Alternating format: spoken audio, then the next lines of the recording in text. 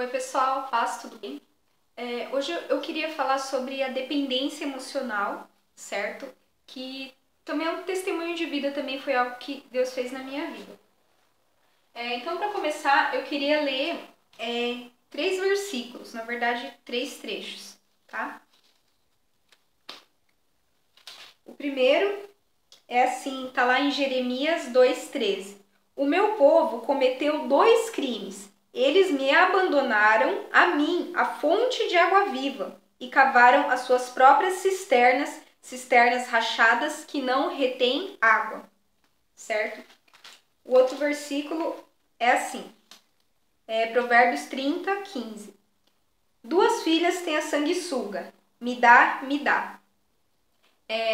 Tem outra versão também que fala assim, a sanguessuga tem duas filhas, dá, dá. Então, assim, o que seria, na verdade, a dependência emocional? É quando a gente é dependente emocionalmente de uma outra pessoa, certo? A dependência emocional ela é um tipo de idolatria, porque ao invés de você colocar Deus como o primeiro lugar da sua vida, como Jesus no centro, você coloca um outro ser humano, você coloca uma outra pessoa. E você passa a depender totalmente daquele outro ser humano. E muitas vezes não apenas emocionalmente, mas em todos os sentidos. Né? Aquela pessoa é a sua muleta, aquela pessoa é tudo que você tem. Né? Sem aquela pessoa você fica totalmente desestabilizado. Né? Então, quais são alguns sintomas para você perceber se você é dependente emocional? Primeiro, você tem um pouco de ciúmes, né? Se você é dependente do seu amigo, ele não pode ter mais nenhum amigo, só você, né? Então, eu vejo que eu tinha muito isso, né? Quando, por exemplo, eu sempre tive melhores amigas. E quando aquelas minhas melhores amigas tinham outras amigas, eu ficava muito enciumada, né? Não que eu fizesse escândalo, mas eu não gostava, né? Eu era minha melhor amiga, eu não gostava muito de dividir melhor amiga, né?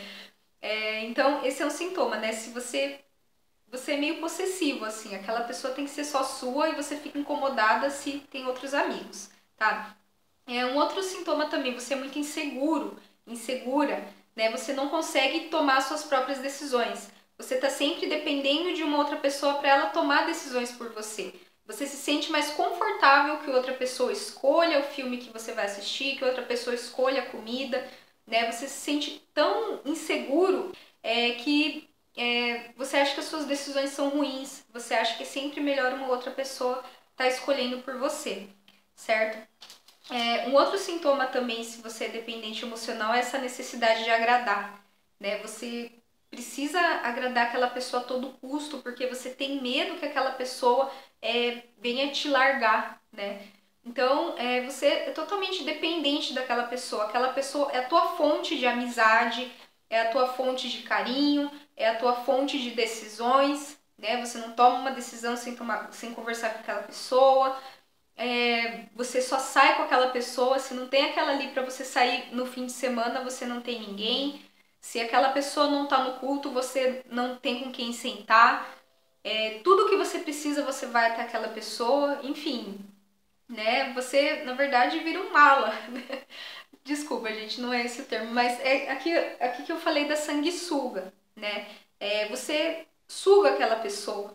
E não às vezes no sentido que aquela pessoa tá achando ruim, né? Mas a dependência emocional, ela sempre tem dois lados, né? Ela sempre tem o lado do codependente, aquele que tá ali sempre procurando aquela pessoa. E é isso que a gente viu aqui. Aquela pessoa se torna um poço, né? Que você sempre vai lá, tudo que você precisa, você vai lá, naquele poço, né? Naquela água, você vai sempre lá.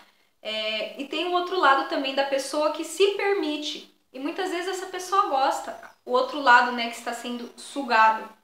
Ele gosta, né? Ele gosta de ter aquela pessoa ali sendo dependente dele, se sente útil. Então a dependência ela sempre tem dois lados, né? Ninguém é dependente sozinho. Sempre tem o lado do forte que se deixa ser sugado, mas ele também tem uma certa dependência e tem o outro lado da pessoa que está ali colada nele, né? No caso que eu brinquei com a malinha, me desculpa se isso foi pejorativo, não foi essa a minha intenção, mas é para você entender. né? Quando você vê uma dupla de pessoas que são dependentes emocionais uma da outra, as duas estão sempre juntas, né? Sempre tem a forte e aquela outra fraquinha que ela está sempre ali carregando, né? Então, por exemplo, eu sempre fui muito dependente emocional. Então, eu sempre estava ali com uma amiga mais madura que eu, mais uma personalidade mais forte, mais simpática, mais extrovertida. E eu sempre ficava com uma malinha, né, atrás dessa minha amiga. Minhas amigas, né, na verdade, a minha vida toda foi assim. Então, eu sempre precisava de alguém ali. Eu sempre procurava isso, né? E não que assim, não tô falando que essas amigas queriam isso ou queriam que eu fosse dependente delas, não é isso. Mas eu tenho certeza que foram amigas verdadeiras. Mas eu que sempre acabava fazendo delas uma fonte, né? Eu que acabava sugando elas de certa forma. E a dependência emocional é assim.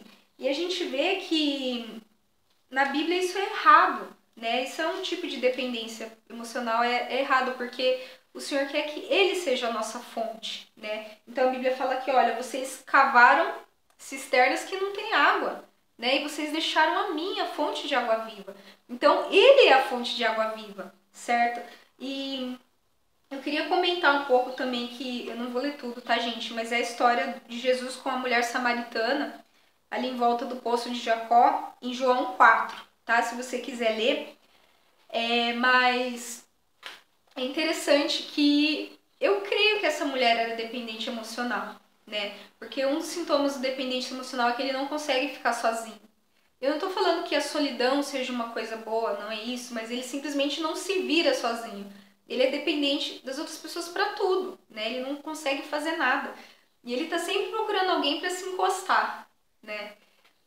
Então, por exemplo, eu era muito dependente de amigas, né?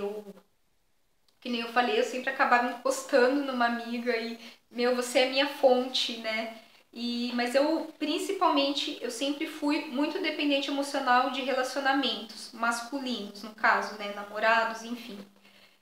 Então, a minha vida girava em torno disso, né? Eu não conseguia ficar solteira. Quando acabava um relacionamento, eu já ia atrás de outro. E acabava um, eu já ia atrás de outro. Eu simplesmente não conseguia ficar sozinha, né? E todas as minhas fontes virava aquele relacionamento, né? Então, eu precisava de um namorado para me sentir bem. Eu precisava de alguém para passear, para conversar sobre certas coisas, enfim, para tudo, para me dizer se eu tava bonita ou não, né? Então, eu era muito dependente desses relacionamentos masculinos. Só que eu nunca percebi isso, né? E eu era possessiva e todas essas coisas que eu falei, né? Essa dependência de tudo. E eu não conseguia ficar sozinha. E eu lembro que quando eu me converti, até por isso que eu falei aqui voltando aqui, da mulher samaritana, eu acho que ela era dependente emocional, porque ela teve 5 maridos. Então ela não conseguia ficar sozinha, né? Ela saía de um relacionamento pro outro. E é interessante aqui que, tipo assim, naquele versículo do Antigo Testamento fala que, olha, vocês não me buscam, eu sou a fonte, né, de água viva. E Jesus aqui falando, né? Ela falando assim, então, mas poxa, a gente tá aqui no poço, como é que você vai tirar a água aqui? E Jesus, tipo, eu sou o poço, eu sou a água, né? Tipo, eu sou a água viva. Então, ela buscava saciar a sede dela naqueles maridos, mas Jesus fala que, olha, se você beber de qualquer outra fonte, você ainda assim vai ficar com sede, né? Então, por mais que você tente preencher esse vazio que você tem com outras pessoas, você ainda assim vai estar com sede, sabe? Então, claro que quando você não tem aquelas pessoas, o seu vazio é maior, é praticamente insuportável, né? Que eu já contei meu testemunho aqui, que teve uma época que eu fiquei sem nada, né? Que foi quando eu mudei de cidade e eu fiquei ao mesmo tempo sem meus amigos, eu era dependente deles, e eu fiquei também sem um namorado, né? Eu perdi as minhas 2 muletas e eu fiquei, aí sim aquele vazio ficou ainda mais evidente. Mas por mais que eu tivesse amigos, por mais que eu tivesse os meus namorados, ainda assim eu sentia um vazio, né? E esse vazio só foi preenchido com Jesus. E é verdade isso que ele fala. Ele fala, eu sou a fonte de água viva, se você beber de mim, você vai ficar satisfeito, né? Então, essa questão da dependência, por mais que você seja dependente de alguém e não é uma coisa saudável, né? Mas você ainda assim tem uma certa frustração, porque por mais que aquela pessoa seja magnífica, em algum momento você vai precisar de alguma coisa que aquela pessoa não vai conseguir te dar, né? Então, em algum momento você vai se sentir frustrado, em algum momento aquela pessoa vai errar com você e não porque ela tem uma vontade, às vezes aquela pessoa gosta de você, mas é porque ela é humana, né? Não tem como um ser humano te dar tudo o que Deus é o único capaz de te dar, né? Então, como que foi a cura, a minha cura nesse processo? Tem um grupo de apoio que se chama NV, Nova Vida, é um ministério na minha igreja, que trata de dependências, né? E a dependência emocional é um vício. Você fica viciado numa pessoa e quando aquilo é tirado de você, você sente literalmente uma crise de abstinência, né? Quando, por exemplo, se você é viciado em namorados, você depende disso. Quando você fica solteiro, você tem um treco, né? Você precisa de alguém, né? Então, eu fiquei um ano nesse grupo tratando dessa dependência emocional. Aí que eu descobri que eu era. Eu falei, nossa, eu sou dependente emocional. E o Senhor começou a tratar isso em mim. E foi muito engraçado, porque quando eu comecei a namorar, eu ainda tinha essa questão da dependência, né, com o meu atual esposo. Então, eu fazia isso que a Bíblia fala do sanguessuga, né? Então, quando eu comecei a namorar, inconscientemente, que eu pensava? Nossa, agora eu vou ter uma pessoa para sugar tudo que eu quero, né? Que vai me dar tudo que eu preciso. E não acontecia, sabe? Muitas vezes ele meio que me deixava na mão, mas não porque ele fosse um namorado ruim, não é isso. Mas porque eu depositei nele todas as minhas expectativas. Tipo, agora você vai me suprir totalmente em tudo que eu preciso. Então, quando ele não estava ali pra mim, eu surtava, sabe? Eu ficava, isso aqui é um exemplo, né? Por exemplo, às vezes ele não me dava carona. Eu não tinha carro, né? Então, às vezes eu precisava de carona e quando ele não conseguia, eu pirava, assim. Eu ficava muito brava. Eu falei, como assim? Pra que eu quero um namorado se ele não pode me dar uma carona? Então, tipo assim, ele tinha que estar disponível pra mim sempre, né? Esse é um exemplo. Então, esse é um exemplo, assim, né? Tipo, em algum momento ele me frustrou, mas eu achava que o problema era ele, entendeu? Então, quando você entra nessa dança aí que não é saudável, né, da dependência emocional, as pessoas sempre vão te frustrar, né? Você vai sempre precisar de alguma coisa que a pessoa não vai conseguir te dar, certo? Então, o que aconteceu? E eu percebo que o meu esposo, ele sempre foi saudável emocionalmente. Ele não cedia às minhas dependências, essa é a palavra certa.